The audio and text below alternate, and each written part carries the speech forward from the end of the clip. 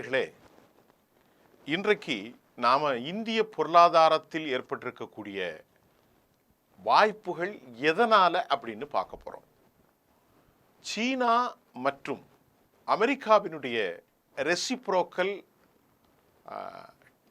வார், tax வார், இது நல்லதுதானே அப்படின்ட்டு America சொல்லி அது இப்போ பிரச்சனை உருக்குலைந்து, ஏற்கனவே நான் பல காணொலிகளை வெளியிட்டிருக்கேன். இந்த காணொலியில் மிக முக்கியமான செய்தியை சொல்ல போகிறேன். இந்த ரெசிப்ரோக்கல் டாக்ஸ் வாரில் அமெரிக்கா 145% சீனாவுக்கும், சீனா 84% அமெரிக்காவுக்கும் வரிகளை விதித்து அவர்களுக்குள்ள கடும் போர், வரிப்போர் தொடங்கிவிட்டது. இந்த போரினால் மற்ற நாடுகளுக்கெல்லாம் தற்போது அவர் கொஞ்சம் இறங்கி ஒரு 3 மாதம் அப்படி மூச்சுடுவதற்கு டைம் கொடுத்துருக்கிறாரு. ஆனால் சீனாவை பொறுத்தவரை அவர் சமாதானம் செய்வதாக அல்ல.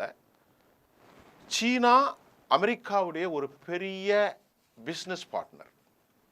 அவர்களுக்குள்ள மாறுபட்ட முரண்கள் இருந்தாலும் ஒரு பெரிய பிஸ்னஸ் பார்ட்னர் அப்படிங்கிறதுக்கு நான் இப்போ இந்த தகவலை உங்களுக்கு தந்ததை சொன்னாலே உங்களுக்கு தெரியும். சீனா மிக அதிகமாக அமெரிக்காவுக்கு ஆண்டு ஒன்றுக்கு 2 பேருக்கும் இடையில எவ்வளவு பிஸ்னஸ் நடக்குன்னா 585 600 பில்லியன் அமெரிக்க டாலர்களுக்கு சீனாவும் அமெரிக்காவும் தொழில் செய்கிறார்கள். கடந்த வருஷம் இது லாஸ்ட்ல உள்ளது. இந்த முறை நடந்திருந்தால் அது $600 தாண்டி, $600 பில்லியன் தாண்டி போகும். இந்திய மதிப்பிற்கு 1 பில்லியன் என்பது 10,000 கோடி. அது கொஞ்சம் கிட்ட வரும், நான் புரியுற, ஒரு 8,700 கோடி. அப்போ $10 அப்படின்னு பார்த்தாலே எவ்வளோ ஆச்சுன்னு கணக்கு பண்ணி பாருங்க. $10, அதாவது 10 பில்லியன்னாலே அது ஒரு 90 லட்சம் கோடி. 100 பில்லியன்னாலே 9 லட்சம் கோடி. இது ஒரு 50 லட்சம் கோடிக்கு மேல் ஆண்டுக்கு பிஸ்னஸ் நடக்கக்கூடிய சீனாவும் அமெரிக்காவும். நல்லா புரிஞ்சு ஒன்றுனா தனியே சொல்கிறதுக்கு உங்களுக்கு புரியணும். பில்லியன் டாலர்னா சிலவங்களுக்கு மதிப்பு தெரியாது. ஆக 600 பில்லியன்னால் 50 லட்சத்திலிருந்து 54 லட்சம் கோடி. 1 லட்சம் கோடி இல்லை, 1 ட்ரில்லியன் என்பது 100 லட்சம் கோடி. அப்போ ஒரு 50 பில்லியனுக்கு 50 லட்சம் கோடி பிஸ்னஸை, அந்த பிஸ்னஸில் யாருக்கு எவ்வளோ நடக்கு? அமெரிக்கா அந்த $585 பில்லியன், 600 பில்லியனில் சீனா தான் 450 பில்லியனுக்கு சரக்கை ஏற்றுமதி பண்ணுறாங்க அமெரிக்காவுக்கு. என்னெல்லாம் பண்ணுறாங்க சீனாலேருந்து பார்த்தா, சீனா எலக்ட்ரானிக் கூட்ஸு, டாய்ஸு, நிறைய குக்கரி எல்லாம் சீனா என்னதை ஏற்றுமதி, குண்டூசி, பின்னு, அப்புறமா தேசிய கொடியிலிருந்து சட்டை, பெனியனு, cloth, food items, electronics goods எல்லாமே சீனா அமெரிக்காவுக்கு அனுப்புகிறாங்க. America smart phone, crude oil அது அதிகமாக வருது. ஆப்பிள் நிறுவனம் இங்கே இருக்குது, அமெரிக்காவுடைய நிறுவனம், அதற்காக அனுப்புகிறாங்க. ஆனால் சீனா 450 கோடிக்கு அமெரிக்காவினுடைய பயன்பாட்டில் மேஜரான பார்ட்னர் இதுதான். ஃபஸ்ட்டு சைனா தான். அப்போ 600 பில்லியன் 50 லட்சம் கோடி வர்த்தகத்தில் சீனா மட்டும் ஒரு 35 லட்சம் கோடி வரைக்கும் சப்ளை பண்ணுறாங்க. 32 லட்சம் கோடி. ஆனால் அமெரிக்கா குறைவு தான். இதுக்கு தான் 145% வரியை போட்டிருக்கிறாங்க. இப்போ சீனாவுடைய சப்ளை செயின் நின்றுருக்கு. இப்போ நாம் அடுத்து பார்க்கறது, இந்த சீனாவுடைய சப்ளை செயினின் மூலமாக சீனாவுடைய உற்பத்தி முடக்கம். சேல்ஸ் இருக்கணும் இல்லை, டம்பிங் எவ்வளோ ஆக முடியும்? இந்த பொருளை உற்பத்தி செஞ்சால் வெளியே தள்ளிக்கிட்டே இருக்கணும், வாங்குறதுக்கு இப்போ இடையூறு ஆயிற்று. சீனாவுடைய உற்பத்தி முறை தடங்குனால இப்போ இதை இந்தியா எப்படி கையாள வேண்டும்? இந்தியாவினுடைய மானிட்டர்ஸ் கமிட்டி என்ன சொல்லுதுன்னா, இப்போ அவங்க அடுத்த சந்தை இந்தியா தான், பெரிய சந்தை. அப்போ இந்தியாவுக்குள்ளே அவங்க டிஸ்கவுண்ட் கொடுத்து சரக்கெல்லாம் அனுப்பும்போது இந்தியாவினுடைய உற்பத்தியாளர்கள் இருக்கிறாங்க பாருங்கள், எம்எஸ்எம்இன்னு சொல்கிறது, மிடில் அந்த மாதிரியான மத்திய தர உற்பத்தியாளர்கள், எம்எஸ்எம்இ செக்டோரியல், கண்டிப்பாக இட் வில் அஃபெக்ட் மோர், கண்டிப்பாக பாதிப்பை உள்ளாக்கும். அப்போ இந்திய எம்எஸ்எம்இ செக்டோரியலில் பாதிக்கும் போது சீனாவுடைய பொருட்களுக்கு ஒரு 5% இப்போ டிஸ்கவுண்ட் கொடுத்து நாங்கள் தர்றோண்டு இப்போ ரகசிய பேச்சுவார்த்தை நடந்து கொண்டிருக்கிறது, கடத்தல் மூலமாகும். இந்த எலக்ட்ரானிக்ஸ் கூட்ஸுக்கு 5% சீனா இந்தியாவிற்கு தருகிறோங்கிற சொல்கிறாங்க. தற்போது சைனாவுடைய எலக்ட்ரானிக்ஸ் பொருட்கள் இறக்குமதியில் 75% இந்தியாவில் இப்போ இருக்குது. நிறைய ஐட்டம்ஸ் சைனாலேருந்து இந்தியாவுக்கு தான் வருது. 2021 35 பில்லியன் எலக்ட்ரானிக்ஸ் வந்து இந்தியா இறக்குமதி செய்திருக்கிறது. சீனாவிலிருந்து எவ்வளவு இறக்குமதி பண்ணியிருக்கிறாங்க? 35 பில்லியன். இதற்கு இடையில இந்த வாய்ப்புகளை நாம பயன்படுத்தணும்ல, அதுக்கு சாத்தியம் இருக்கா? அதான் ஒரு யோசனை. இப்போ உங்களுக்கே புரியுங்க, 35 பில்லியனுக்கு நாமளே சீனாவிலிருந்து எலக்ட்ரானிக்ஸ் வந்து இம்போர்ட் பண்ணுறோம். அப்போ நாம் எப்படி அமெரிக்காவுக்கு அந்த பொருளை ஏற்றுமதி பண்ணலாம், அந்த கேப்பை ஃபில் பண்ணலாம்? சாத்தியம் இல்லை. ஆனால் இந்தியாவில் வாயால் வடச்சுடக்கூடிய சில அரசியல் தலைவர்கள் இந்தியா அதை ஃபில் பண்ணணும் அப்படிங்கிறாங்க. இந்தியாவில் மேஜர் இம்போர்ட் என்னென்னா சீனாவுடைய எலக்ட்ரானிக்ஸ் குட்ஸ், சீனாவுடைய செல்ஃபோன்கள் எல்லாமே சீன பொருள்கள் தான் வருது. நாம் இந்தியாவிலேருந்து கொஞ்சம் ஓர் மட்டும்தான் அவங்களுக்கு அனுப்புகிறோம், அயன் ஓர் மட்டும். நல்லா புரிந்து கொள்ளுங்கள். ஆக இப்படிப்பட்ட நிலையில் இந்தியாவிற்கு போட்டியாளர்களாக யார் இருக்கா? குறைந்த விலையில் ஆயத்தாடைகளில் திருப்பூருக்கு போட்டியாக வரக்கூடிய பங்களாதேஷ், பக்கத்தில் இருக்கக்கூடிய வியட்நாம், அதற்குள் இருக்கக்கூடிய கம்போடியா, அதுக்கு இருக்கக்கூடிய கொஞ்சம் தள்ளி இந்தோனேஷியா போன்ற ஆசிய நாடுகளிலிருந்து பெரும்பான்மையான பொருட்கள் அவர்கள் அனுப்புவதற்கு சாத்தியம் இருக்கிறது. அந்த சந்தையை உடைக்க முடியாது. அந்த சந்தையை உடைக்கணும்னா நம்மள்கிட்ட உற்பத்தி மேக் இன் இந்தியான்னு சொன்னார் இல்லையா, சப்கா சாத், சப்கா விகாஸ், சப்கா விஸ்வாஸ். மோடி அவர்கள் சொன்னது எதுவும் சாத்தியப்படாது. அது சாத்தியப்பட்டிருந்தால் 10 வருஷத்தில் சாத்தியப்படுத்தியிருக்கலாம்.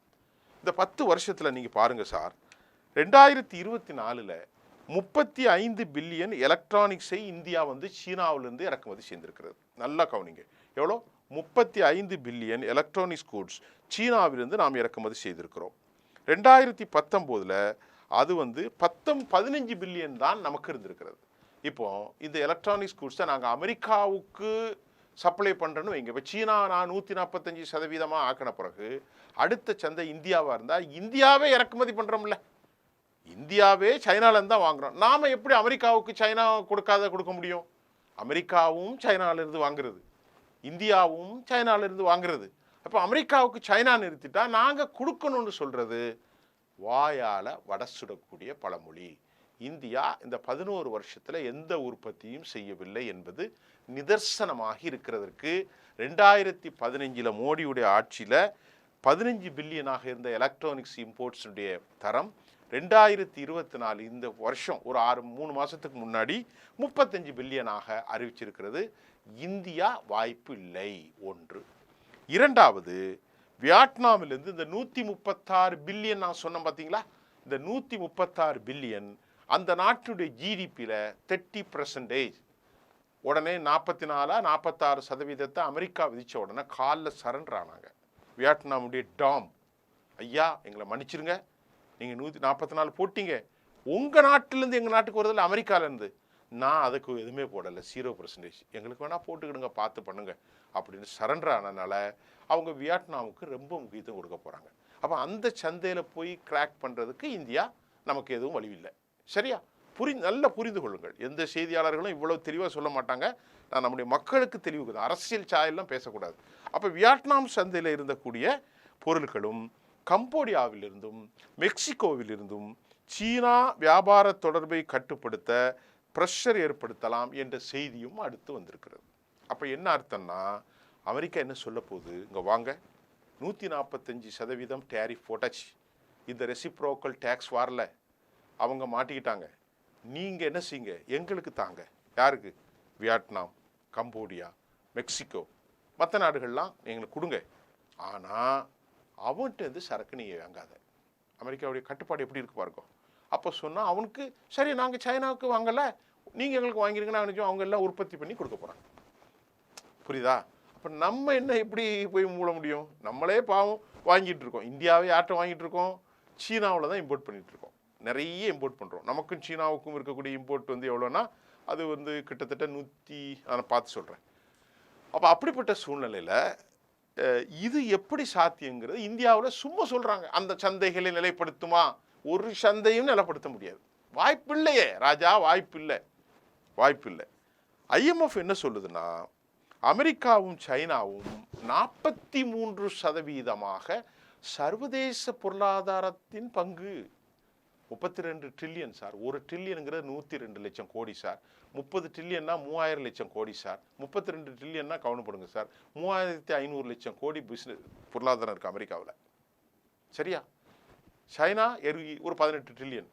அப்போ வேர்ல்டு மொத்தத்தில் 43% கட்டுப்படுத்தக்கூடிய ஒரு பெரும் பொருளாதாரம் அமெரிக்கா, சீனா. இந்தியா இதுக்குள்ளே போய் எங்கேருந்து நுழைய? அப்போ தான் சொல்லிட்டான கம்போடியாவுக்கும் மெக்சிகாவுக்கும் வடக்கு அமெரிக்காவுக்கும் பக்கத்தில் இருக்கக்கூடிய ஃப்ரைசில் எல்லா நாட்டுக்கும் சைனாலேருந்து இம்போர்ட் பண்ணாத அதே சரக்கு நீ எனக்கு அனுப்பு. அமெரிக்கா நோக்கம் வேற ஒன்றும் இல்லை சார், சைனாவை கட்டுப்படுத்தணும். தைவான் விவகாரத்தில் இன்னைக்கு அவர்கள் நம்பக பார்ட்னராக இருக்கிறார்கள் ரஷ்யாவோடு. அதையெல்லாம் உடைக்க வேண்டும். இராணுவத்தினுடைய கட்டுப்பாடுகள் 5ஆம் தலைமுறை விமானங்கள் வரைக்கும் வந்துட்டாங்க. ஆகவே பனாமா கால்வாயிலும் கால் பதிச்சிருக்கிறாங்க, தைவான்லேயும் வச்சிருக்கிறாங்க. இதெல்லாம் காலி பண்ணனா அவருடைய எலும்பை ஒடிக்கணும்னா ஒருவனை பேச மௌனியாக்கன்னா அவனுடைய பொருளாதாரத்தை காலி பண்ணுறதான். ஆகவே தான் கம்போடியாவுக்கும் வியட்நாமுக்கும் மெக்சிகோவுக்கும் உனக்கு நான் சரக்கு வாங்கிடுறேன், நீ அவன்கிட்ட வாங்கக்கூடாது.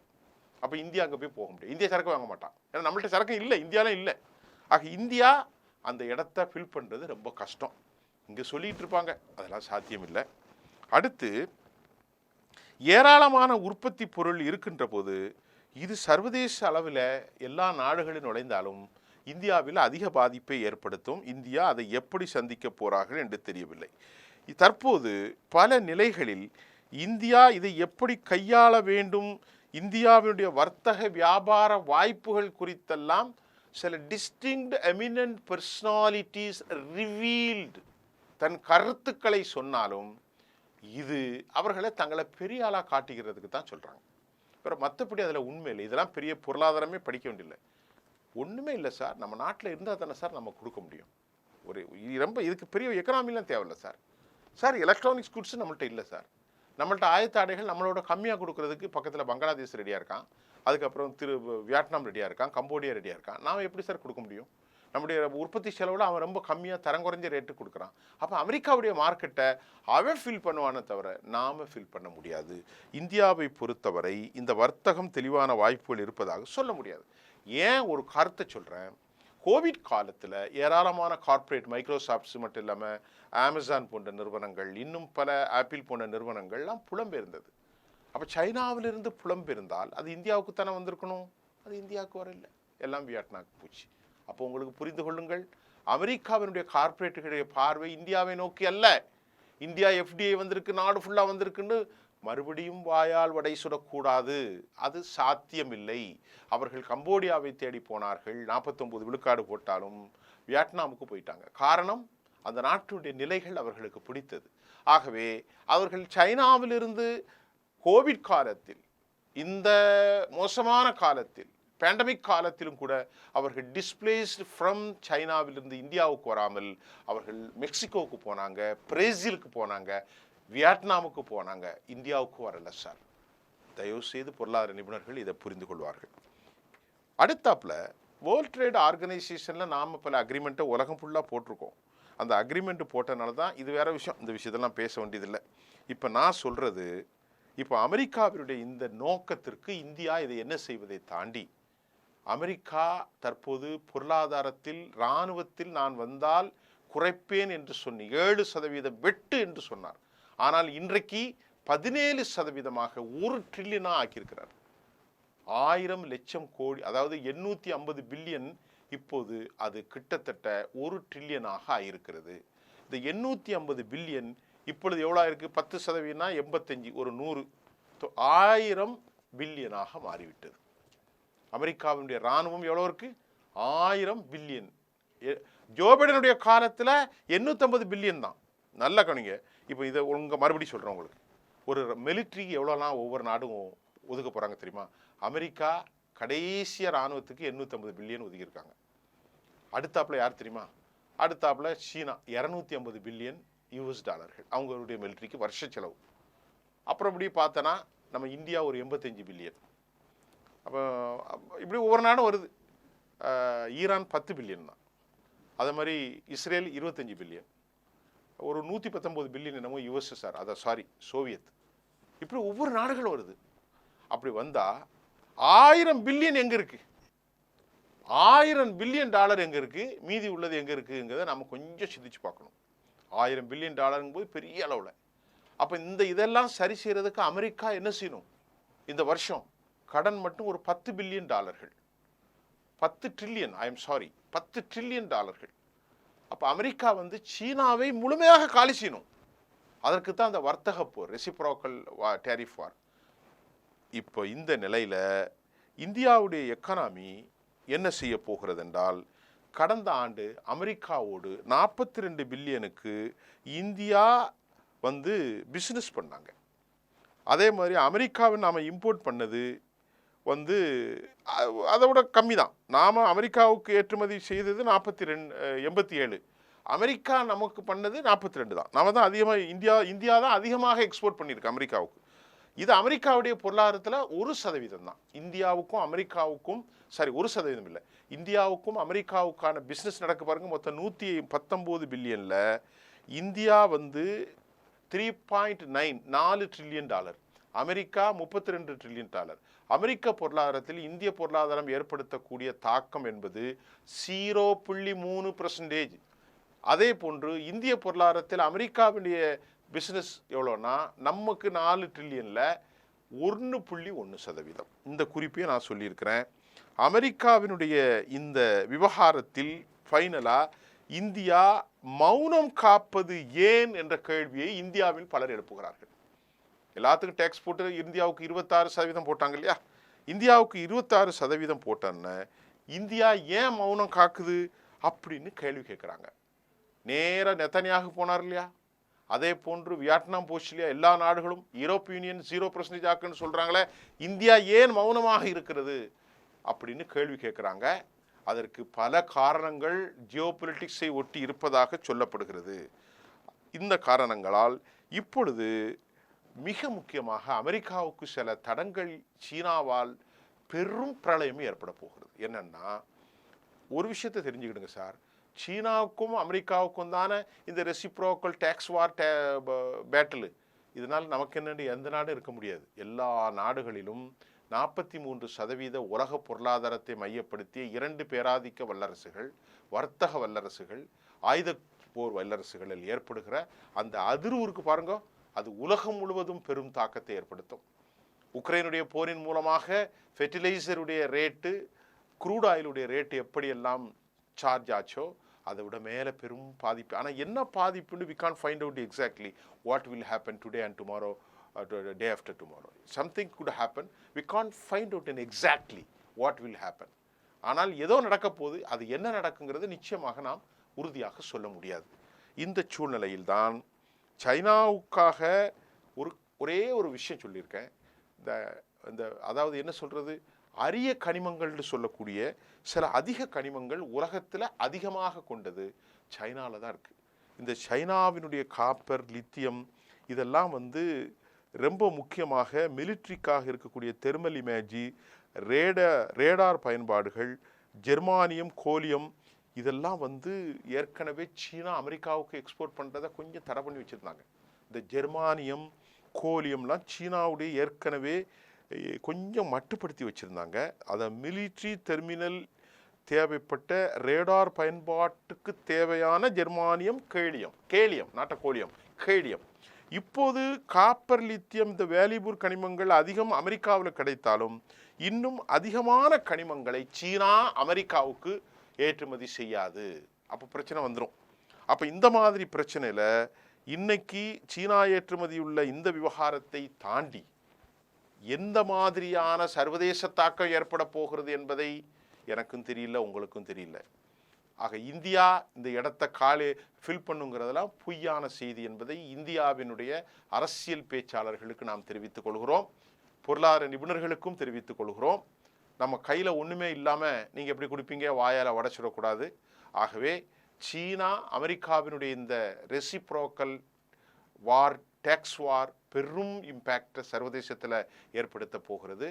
கொஞ்சம் ரொம்ப தெளிவாக எங்களுடைய காணொலிகளை பாருங்கள். நான் உங்களுக்காக தான் நேரம் ஒதுக்கி பேசுகிறேன். குற்றம் குறைகள் இருந்தால் எங்களுக்கு சொல்லி காட்டுங்கள், நல்ல விஷயங்களை எடுத்துக்கிடுங்க.